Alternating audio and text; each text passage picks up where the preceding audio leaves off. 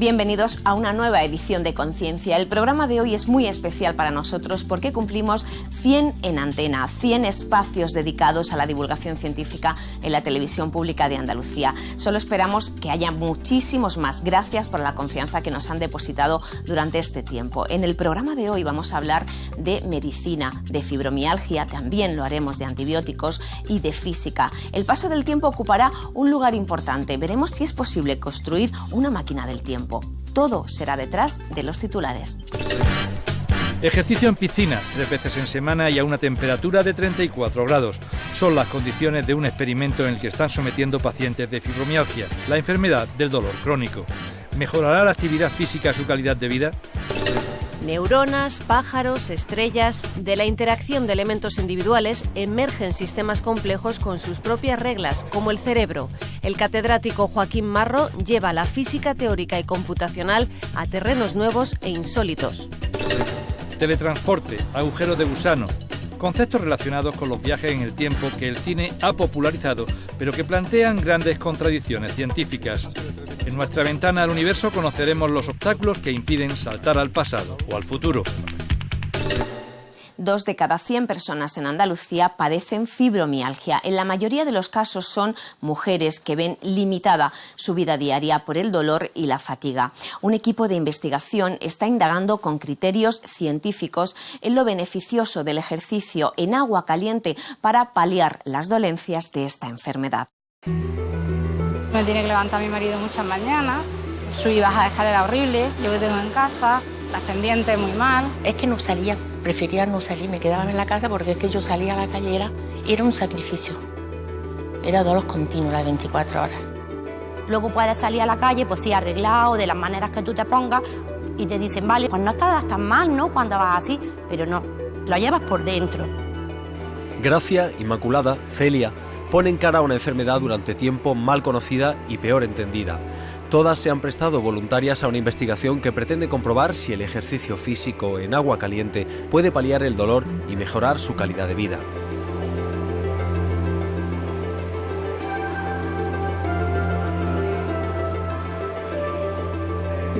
Gracia y Celia están entre los 120 pacientes de fibromialgia, la mayoría mujeres, que participan en el proyecto Al-Andalus, impulsado por investigadores de la Facultad de Ciencias Físicas y el Deporte de la Universidad de Granada. Pues ahora vamos a hacerte una prueba de composición corporal. Aquí lo que vamos a conocer es de tu peso, cuánto es grasa, cuántos músculos y cuánto hueso. Hoy ambas se someten a una evaluación para conocer con precisión su condición física. El que lo tiene dice, ¿dónde me toco que no me duela? ¿Dónde? Me toco los codos, los hombros, las lumbares, las rodillas, todo el cuerpo. Vamos a realizar la prueba de los puntos del dolor de la fibromialgia que se utiliza para su diagnóstico.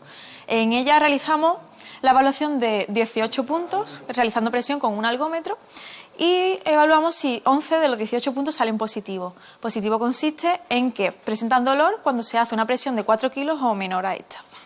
Vamos a realizar la prueba.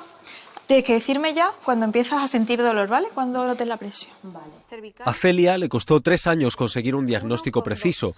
Tuvo que dejar de trabajar y ahora está jubilada. 1,2.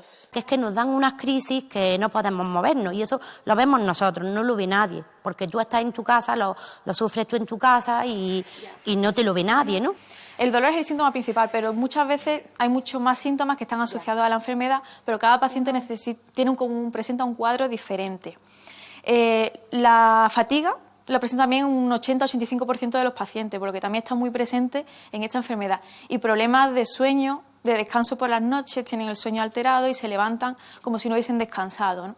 Alteraciones del sueño es muy frecuente también.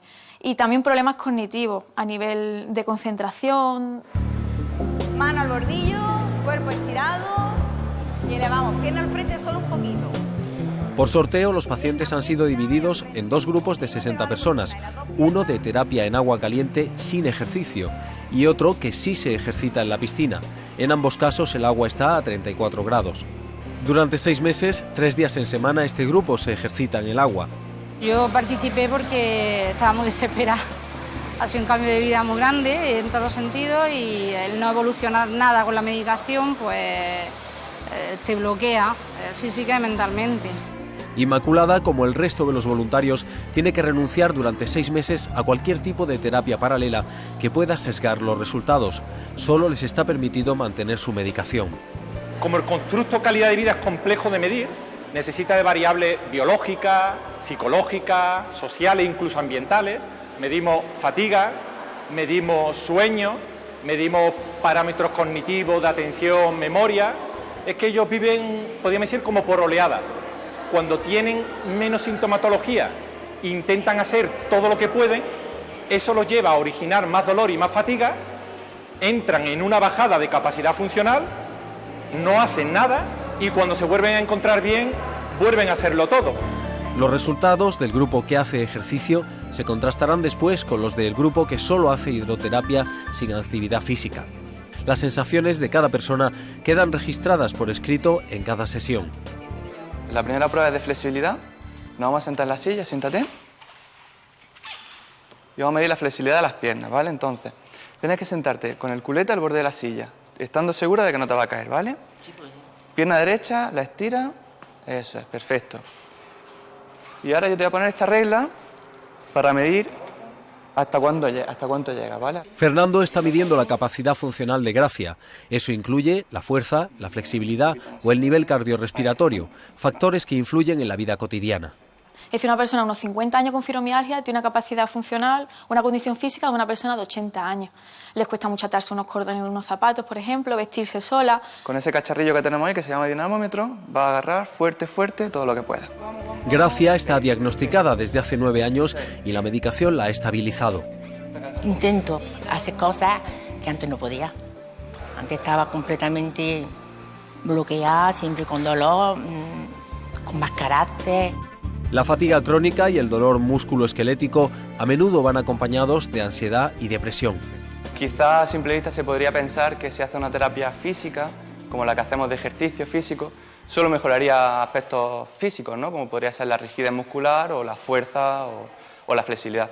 Pero no, lo que tenemos demostrado en estudios previos es que los síntomas psicológicos también se mejoran. Cuando acabo voy al centro, hago al cuello. Andar, pues cuando tienes los dolores en cadera tampoco, tienes que acompañarte de un bastón. Y yo lo que peor llevo es los brazos y la cadera y la rodilla, es lo que peor. Las manos, que yo pinto al óleo, pues no puedo pintar, no puedo escribir prácticamente. Yo he pasado de ser activa, de trabajar en banca, de ser comercial de empresas, coche, muchas horas, ordenador, en casa, trabajo. Y luego muy deportista, desde muy pequeñita he bailado siempre y he hecho ballet y flamenco y mucho deporte, senderismo, montaña, bicicleta, todo. Entonces todo se acabó poquito a poco. El grupo de investigación trabaja en fibromialgia desde 2007. Ya han constatado los beneficios de un tratamiento que mezcla biodanza y tai chi. También han verificado que el ejercicio reduce el consumo de fármacos en estos pacientes. En el experimento anterior confrontaron ejercicio en agua y ejercicio en seco. Por supuesto es mejor hacer agua o seco que no hacer nada, pero entre agua y seco hay para algunas variables que sería mejor el agua y para algunas variables que sería mejor el seco. ¿Preparado? ¿Listo? Va. Venga, eso es, llega. El proyecto incluye además un estudio genético de los pacientes implicados, con el objetivo de saber si su perfil puede hacerlos más susceptibles a sufrir la enfermedad. Un segundo objetivo, que ya es un tanto más novedoso, sería ver si los síntomas 2 años y 5 años después vienen explicados también por ese perfil genético que traemos, bueno, de nuestros papás y de nuestra mamá. Y por último, el más novedoso de todos quizás sea el de ver si la efectividad de la terapia de ejercicio físico vendría explicada parcialmente por ese perfil genético que tengan las personas con esta enfermedad. Las muestras de ADN las están procesando en el Departamento de Genómica del Centro Genio. Pues Javier, ¿qué tal? ¿Cómo llevamos? Muy bien, aquí seguimos y parece que todo va bien. Ya tenemos más o menos los resultados preliminares de casi todas las muestras, nos faltan unas 100 por terminar. Nosotros lo que intentamos es determinar algunas variables genéticas, son diferencias que hay en el genoma entre las personas que hemos tomado como control y las personas que padecen esta enfermedad. Cuando alguien está tomando un tratamiento, o está tomando un fármaco, es diferente la actuación de este fármaco dependiendo de cómo sea el genotipo de este individuo. O igualmente pasa con la fibromialgia. A lo mejor el tratamiento con deporte a una cohorte no irá bien o a unos genotipos no irá bien, en cambio a otros puede que no les vaya tan bien. Es una vez que vayamos avanzando, pues iremos viendo cómo se describe cada uno de los individuos y cada uno de los pacientes. Vamos a hacer la última prueba. Aquí lo que medimos es vuestra capacidad de desplazaros andando, ¿vale? Entonces, durante 6 minutos, en este rectángulo que tenemos marcado de cono, lo veis, ¿no? Vamos a estar dando vueltas, lo más rápido que podáis, sin correr y pensando que vais a estar 6 minutos. Yo, en mi carácter, hago más de lo que puedo, porque no quiero quedarme ahí estancada, no puedo. Que aunque no pueda, me esfuerzo por hacerlo, ¿no? Porque no quiero ser víctima de mi misma enfermedad, de la fibromialgia. Celia, Gracia, Inmaculada y así hasta 120 pacientes voluntarios y una treintena de investigadores se han implicado en este experimento científico extrapolable al conjunto de la población andaluza. Lo han hecho con la esperanza de que sus conclusiones acaben incorporándose a la atención que presta el sistema sanitario público y sean útiles a otros enfermos.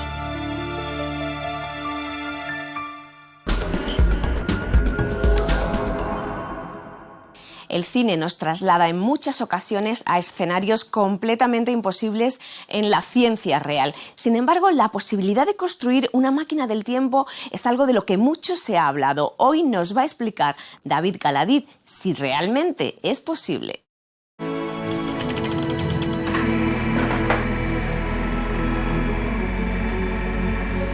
La visión popular de una verdadera máquina del tiempo sería la de un aparato en el que se introduce una persona, ajusta los mandos a la fecha a la que quiere viajar, sea del pasado o del futuro, acciona una palanca y sale de la máquina en la fecha elegida.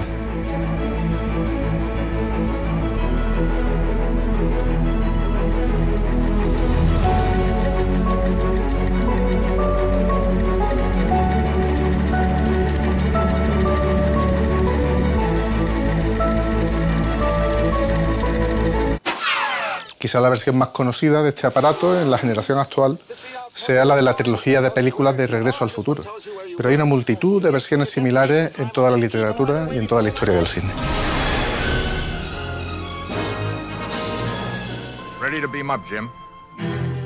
Este concepto popular de viaje en el tiempo plantea un paralelismo casi exacto con la idea del teletransporte, en la forma que lo muestra la serie de éxitos cinematográficos Star Trek,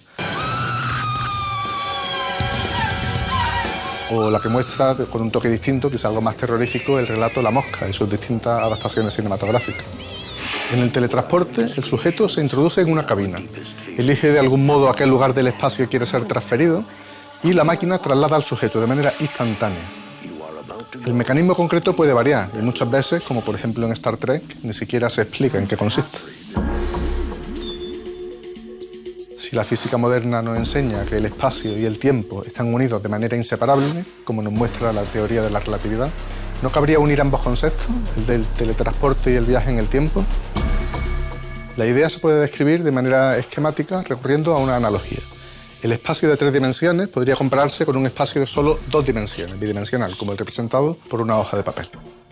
La relatividad describe la gravitación como una deformación del espacio-tiempo. ¿Cabe considerar una deformación del espacio-tiempo que permita viajar de un lugar a otro del espacio, por ejemplo de una galaxia a otra, no recorriendo toda la distancia que media entre ellas, sino a través de un atajo, combando el espacio-tiempo y cavando un túnel, una especie de agujero de gusano, que permitiera abreviar el desplazamiento entre los 2 puntos del espacio? La misma idea podría adaptarse para viajar no ya al lugar que se desee, sino incluso a la época que queramos. En cuanto se ahonda un poco en esta idea, se descubren dificultades insalvables, o que parecen insalvables.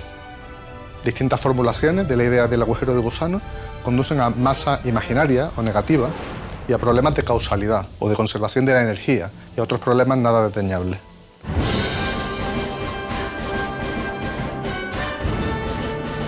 Los problemas de causalidad consisten en que en física los efectos siempre deben ser posteriores a sus causas. Las paradojas que surgen se suelen resumir siempre con el mismo ejemplo. Se suele decir en estos casos: ¿qué ocurre si viajo al pasado y asesino a mi propia abuela? Formulado así parece una especie de chiste, pero hay gente trabajando muy en serio desde el punto de vista teórico y filosófico en este tipo de cuestiones. Los problemas de conservación no son menores. La materia y la energía deben conservarse. Si yo traslado mi propio cuerpo al pasado, estoy llevando al mundo del pasado unos átomos que ya existían entonces. Por lo tanto, estoy introduciendo en el universo pasado una cantidad adicional de materia que desde el punto de vista de aquel universo, el universo del pasado, aparece de la nada. Y esto contradice muchos de los principios de la física. Mira, ese es el agujero de gusano. No hace falta que me duches, Rom. A pesar de su uso en películas y novelas, desde Contact a Interstellar, por ahora todas las propuestas físicas de máquinas del tiempo son de carácter salvajemente especulativo y contradicen casi todo lo que sabemos sobre la realidad física. No está mal que se siga trabajando en esta idea, pero por el momento la ciencia nos dice que la máquina del tiempo probablemente tendrá que esperar. Vamos allá.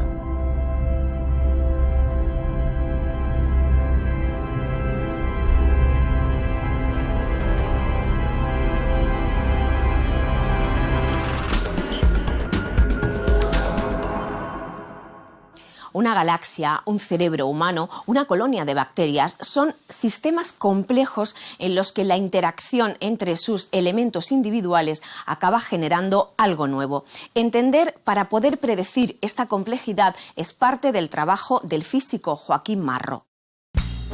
Desde lo más pequeño, el átomo con sus partículas elementales, hasta lo más grande, los cúmulos de galaxias, todo parece estar interconectado.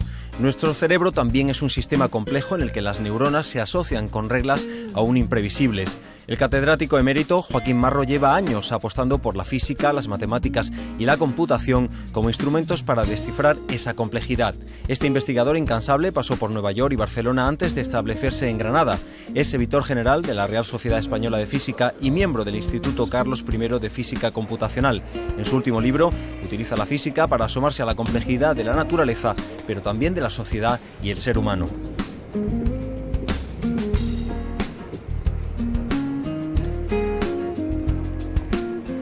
Joaquín Marro, es un placer tenerle con nosotros aquí en Conciencia. Muchas gracias.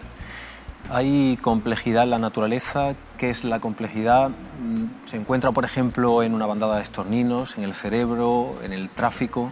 En el caso de esas evoluciones de las bandadas de estorninos que vemos en los atardeceres, no hay un director de orquesta, sino simplemente son consecuencia de las interacciones entre los pájaros que están más próximos entre sí. Fíjate que se han observado y se han descrito muy bien lo que pasa en bandadas de 5 o 6 mil miles, 5 o 6 mil pájaros y consiguen sincronizarse a partir de esas relaciones muy locales. Y lo hacen porque así minimizan el riesgo frente a depredadores, en este caso el halcón peregrino. Lo mismo pasa cuando un fin de semana vamos a la playa y nos encontramos con esos parones y sobre todo esas ondas para y sigue, que son tan enojosas, que parece que no tienen explicación. Luego pasas por ahí y no ocurría nada. ¿Cómo es posible que ocurran esos fenómenos? Bueno, pues eso es consecuencia de pautas de comportamiento individual. Todos los conductores, por inteligentes que seamos, nos comportamos de una forma muy simple en esas circunstancias.